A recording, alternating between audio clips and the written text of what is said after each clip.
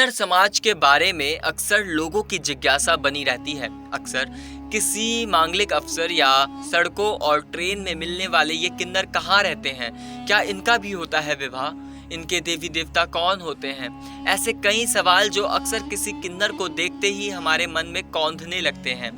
आइए next 9 spiritual में जानते हैं कि किन्नर समाज से जुड़ा वो सच जिससे आप अभी तक थे अनजान।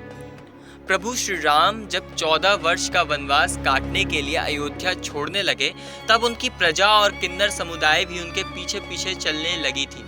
तब श्री राम ने उन्हें वापस अयोध्या लौटने को कहा। लंका विजय के पश्चात जब श्री राम 14 साल बाद वापस लौटे तो उन्होंने देखा बाकी लोग तो चले गए थे, लेकिन किन्नर वहीं पर उनका इंतजार कर रहे थे। उनकी भक्ति से प्रसन्न हो प्रभु श्री राम ने किन्नरों को वरदान दिया कि उनका आशीर्वाद हमेशा फलित होगा। तब से बच्चे के जन्म से और विवाह आदि मांगलिक कार्यों में वह लोगों को आशीर्वाद प्रदान करते हैं। किन्नर समुदाय में भी गुरु शिष्य की परंपरा का निर्वहन पूरी तरह होता है। किन्नर समुदाय का गुरु भी खुद पैदाइशी किन्नर होता है। मान्यता है कि किन्नर के गुरु को इस बात का आभास हो जाता है कि उसके कौन से शिष्य की मौत कब होगी। किन्नरों की मृत्यु के बाद उनकी शव यात्रा रात में निकाली जाती है। कुंभ मेले में भी किन्नर समुदाय विशेष रूप से शामिल होते हैं। वैसे तो देश में साधुओं के 13 अखाड़े हैं, लेकिन अब किन्नरों ने भी अपना एक अलग से अखाड़ा बना लिया है, जिसकी महामंडलेश्वर लक्ष्मी नारायण त्रिपाठी हैं। किन्नर समाज में किसी नए सदस्य को शामिल करने के भी नियम हैं।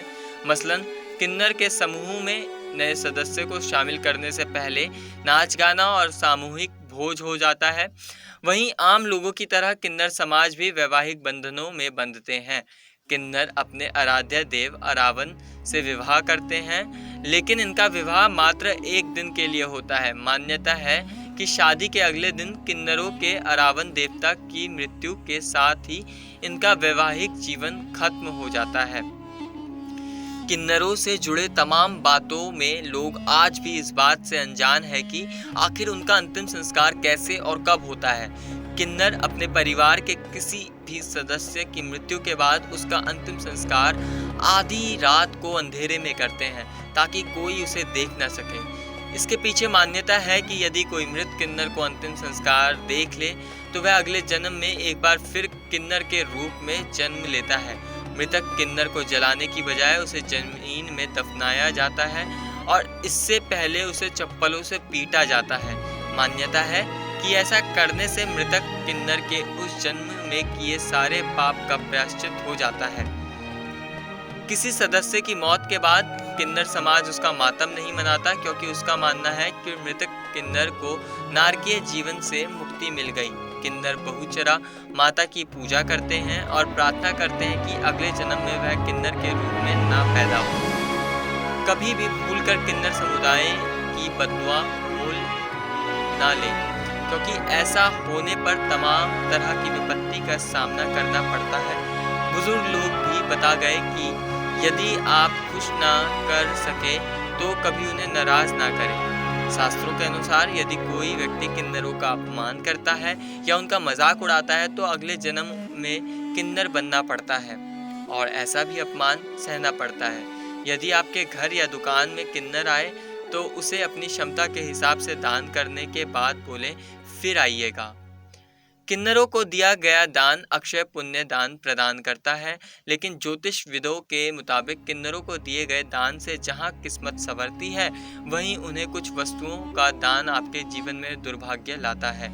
यदि आप अपने घर में सुख शांति चाहते हैं तो कभी भूल कर भी किन्नरों को स्टील का बर्तन, पुराने कपड़े, तिल, तेल और प्लास्टिक से बनी वस्तुएं दान में ना दें। किन्नरों को दिया गया ऐसा दान न सिर्फ आपके घर में दुर्भाग्य लाएगा, बल्कि परिजनों की सेहत पर भी बुरा असर डालेगा।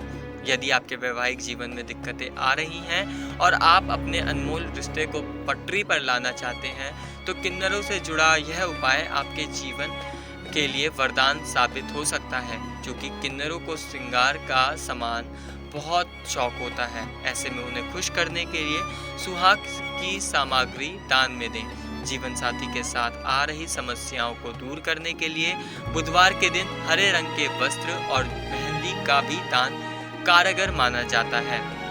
यदि खूब मेहनत करने के बावजूद आपसे लक्ष्मी रूठी हुई है तो आप बुधवार वाले दिन किसी किन्नर के हाथ में पूजा की सुपारी के ऊपर सिक्का रखकर दान दें। यह उपाय धन के आगमन में आ रही सभी बाधाओं को दूर करके आपको सुख समृद्धि प्रदान करेगा।